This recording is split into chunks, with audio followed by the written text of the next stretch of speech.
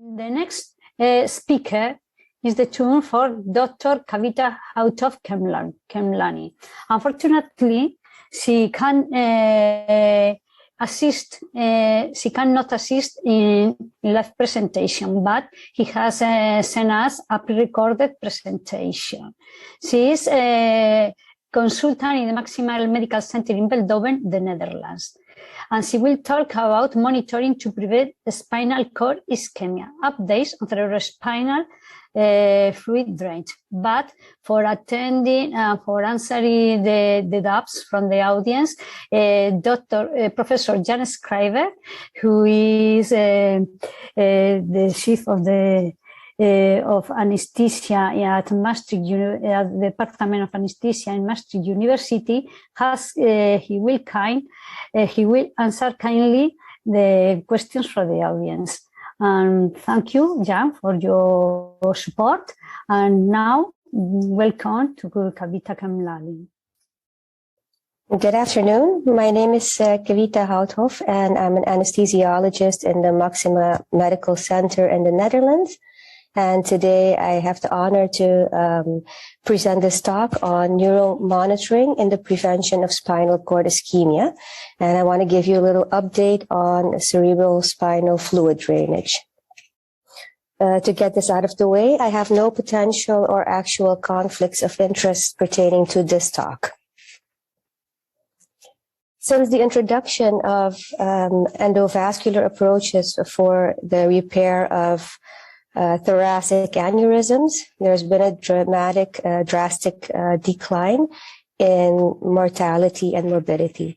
However, spinal cord ischemia still remains a detrimental complication of both the open and endovascular approach. The neurological deficits that accompany spinal cord ischemia can range from complete flaccid paraplegia to temporary or permanent paraparesis. Patients who have spinal cord ischemia after major vascular surgery also have to learn to live with several neurological symptoms like neurologic bladder or bowel, chronic neuropathic pain, and of course respiratory and cardiovascular complications. There's also a dramatic reduction in quality of life for these patients. And even though spinal cord ischemia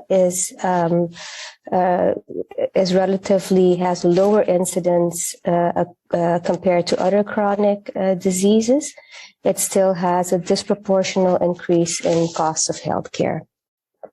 Patients with spinal cord ischemia also have a significant lower one-year survival rate.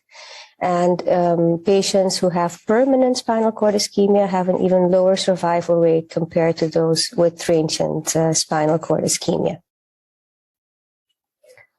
Something about the incidence. There's a wide range of incidences, and that depends on the definition used for spinal cord ischemia. It depends on the aortic pathology and whether it's an open or endovascular approach, and the different stents that are being used. Gaudino et al. Recently last month published a meta-analysis in which they analyzed the pooled rate for permanent spinal cord ischemia. And what they saw was that there's no difference between open versus endovascular approach when stratified by aneurysm extent. They did a multivariate regression analysis, and they saw that only thoracic aortic abdominal aneurysms were significantly predictors of a higher incidence. This is also the case for Crawford type 2, 3, and 5.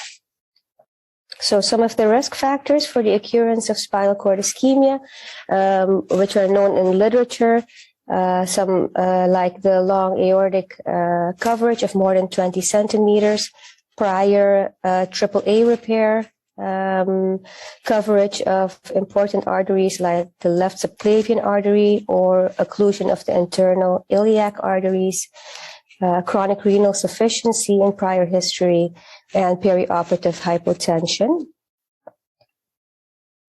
There are several modalities available for prevention of spinal cord ischemia, but today I would like to focus on intraoperative monitoring with by means of evoked potentials and NIRS, and on cerebral spinal fluid drainage.